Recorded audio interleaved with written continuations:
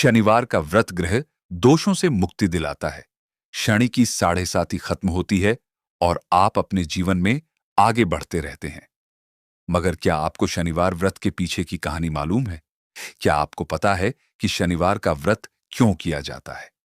एक समय स्वर्गलोक में सबसे बड़ा कौन है? इस प्रश्न पर सभी नौ ग्रहों में वाद विवाद हो गया। इस पर फैसला करने के लिए सभी नवग्रह राजा इंद्र के पास पहुंचे और बोले, हे देवराज, आज आपको यह फैसला करना होगा कि हम में से सबसे बड़ा कौन है। ये प्रश्न सुन देवराज इंद्र उलझन में पड़ गए और उन्होंने इस पर फैसले को लेकर असमर्थता जताते हुए सभी नवग्रहों को पृथ्वी लोक के राजा विक्रमादित्य के पास जाने का सुझाव दे दिया। सभी ग्रह भूलोक के राजा विक्रमादित्य के दरबार में पहुंचे और राजा विक्रमादित्य से अपने प्रश्न का जवाब पूछा, जिसको सुनकर राजा विक्रमादित्य भी कुछ देर के लिए परेशान हो उठे, क्योंकि सभी ग्रह अपनी अपनी शक्तियों के कारण महान थे। किसी को भी छोटा या बड़ा कहना उनके लिए परेशानी का कारण बन सकता था। तभी अचानक राजा विक्रमादित्य को एक उपाय सूझा और उन्होंने अलग अलग धातुओं जैसे सोना, चांदी, कांसा, तांबा, सीसा, रांगा, जस्ता, अभ्रक और लोहे के 9 आसन बनवाए। सबसे आगे सोना और सबसे पीछे लोहे के आसन को रखा गया। राजा ने सभी देवताओं को अपने अपने आसन पर बैठने को कहा। राजा विक्रमादित्य ने कहा, जो जिसका आसन हो ग्रहण करे। जिसका आसन पहले होगा वह सबसे बद्धा और जिसका आसन बाद में होगा वह सबसे छोटा होगा। चूंकि लोहे का आसन सबसे पीछे था, इसलिए शनिदेव समझ गए कि राजा ने मुझे सबसे छोटा बना दिया है। इस फैसले से शनिदेव नाराज होकर बोले, हे राजन, तुमने मुझे सबसे पीछे बिठाकर मेरा अपमान किया है। तुम मेरी शक्तियों से परिचित नहीं हो। सूर्य एक राशि में 1 महीने, चंद्रमा 2 महीने 2 दिन, मंगल 1.5 महीने, बुध और शुक्र 1 महीने, बृहस्पति 13 महीने रहते हैं। लेकिन मैं किसी भी राशि पर 2.5 वर्ष से लेकर 7.5 वर्ष तक रहता हूं। बड़े बड़े देवताओं को मैंने अपने प्रकोप से पीड़ित किया है। अब तू भी मेरे प्रकोप से सावधान रहना। इस पर राजा विक्रमादित्य कहा, जो कुछ भाग्य में होगा देखा जाएगा। कुछ समय बाद जब राजा विक्रमादित्य पर सारहे साथी की दशा आई, तो शनिदेव ने घुड्डे के व्यापारी का रूप धारण किया और बहुत से घुड्डों के साथ विक्रमादित्य की नगर पहुंचे। राजा विक्रमादित्य उन घुड्डों को देखकर एक अच्छे से घोड़े को अपनी सवारी के लिए चुनकर उस पर चढ़े। राजा जैसे ही उस घोड़े पर सवार हुए, वह बिजली की गति से दौड़ पड़ा। तेजी से दौड़ता हुआ घोड़ा राजा को दूर एक जंगल में लेकर चला गया और फिर वहां राजा को गिराकर गायब हो गया। राजा अपने नगर लौटने के लिए जंगल में भटकने लगे, लेकिन राजा को कोई रास्ता नहीं मिला। राजा को बहुत तेज भूख प्यास लगी थी। जंगल में बहुत घूमने पर राजा को एक चरवाहा मिला। राजा ने उससे पानी मांगा। पानी पीकर राजा ने उस चरवाहे को अपनी अंगूठी दे दी और उसे रास्ता पूछकर जंगल से निकलकर पास के नगर में चल दिए। नगर पहुंचकर राजा एक सेठ की दुकान पर बैठ गए। राजा के कुछ देर दुकान पर बैठने से सेठ की बहुत बिक्री हुई। सेठ ने राजा को भाग्यवान समझा और उसे अपने घर भोजन पर ले गया। सेठ के घर में सोने का एक हार खूंटी पर लटका हुआ था। राजा को उस कमरे में छोड़ देकर सेठ कुछ देर के लिए बाहर चला गया। तभी राजा के देखते देखते खूंटी सोने के उस हार को निगल गई। सेठ ने जब हार गायब देखा तो उसने चोरी का संदेह राजा पर किया और अपने नौकरों से कहा कि इस परदेशी को रस्सियों से बांधकर नगर के राजा के पास ले चलो।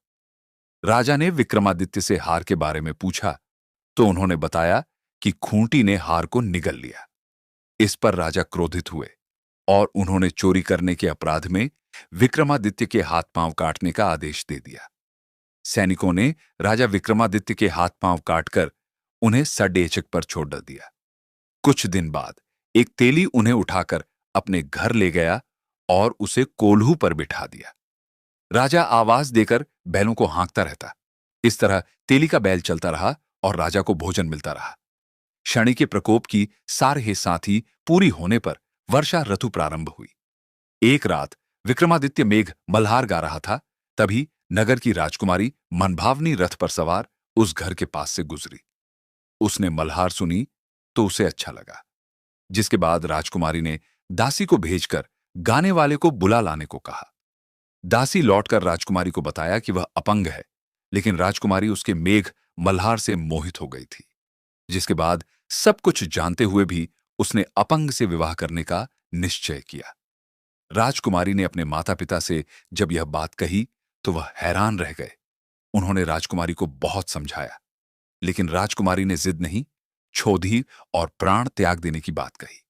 आखिरकार राजा रानी ने विवश होकर अपंग विक्रमादित्य से राजकुमारी का विवाह कर दिया। विवाह के बाद राजा विक्रमादित्य और राजकुमारी तेली के घर में रहने लगे। एक रात स्वप्न में शनिदेव ने राजा से कहा, राजा, तुमने मेरा प्रकोप देख लिया। मैंने तुम्हें अपने अपमान का दंड दिया है। इस पर राजा ने शनिदेव से क्षमा मांगते हुए कहा, हे शनिदेव, आपने जितना दुख मुझे दिया है अन्य किसी को न देना और मुझे माफ कर दें। इस पर शनिदेव ने कहा, राजन, मैं तुम्हारी प्रार्थना स्वीकार करता हूं। जो कोई स्त्री पुरुष मेरी पूजा करेगा, कथा सुनेगा, जो नित्य ही मेरा ध्यान करेगा, चींटियों को आटा खिलाएगा, वह सभी प्रकार के कष्टों से मुक्त होता होगा और उसकी सब मनोकामना पूर्ण होंगे। अगले दिन प्रातःकाल राजा विक्रमादित्य की नींद खुली तो अपने हाथ पांव देखकर राजा को बहुत खुशी हुई। उन्होंने मन ही मन शनिदेव को प्रणाम किया। राजकुमारी भी राजा के हाथ पांव सलामत देखकर आश्चर्य में डूब गई। तब राजा विक्रमादित्य ने अपना परिचय देते हुए शनिदेव के प्रकोप की सारी कहानी सुनाई। इधर जब सेठ को इस बारे में पता चला तो वह दौड़ता हुआ आया और राजा विक्रमादित्य के चरणों में गिरकर क्षमा मांगने लगा। राजा विक्रमादित्य ने उसे क्षमा कर दिया, क्योंकि वह जानते थे कि यह सब तो शनिदेव के प्रकोप के कारण हुआ था। सेठ राजा विक्रमादित्य को पुण्य अपने घर ले गया और उसे भोजन कराया। भोजन करते समय वहां सबके सामने उसी खूंटी ने हार उगल दिया। सेठ ने भी अपनी बेटी का विवाह राजा के साथ कर दिया और बहुत से स्वर्ण आभूषण, धन आदि देकर राजा को विदा किया। राजा विक्रमादित्य राजकुमारी, मनभावनी और सेठ की बेटी के साथ अपने नगर वापस पहुंचे तो नगरवासियों ने हर्ष के साथ उनका स्वागत किया। अगले दिन राजा विक्रमादित्य ने पूरे राज्य में घोषणा कराई कि शनिदेव सब ग्रहों में सर्वश्रेष्ठ हैं। प्रत्येक स्त्री पुरुष शनिवार को उनका व्रत करें और व्रत कथा अवश्य सुनें।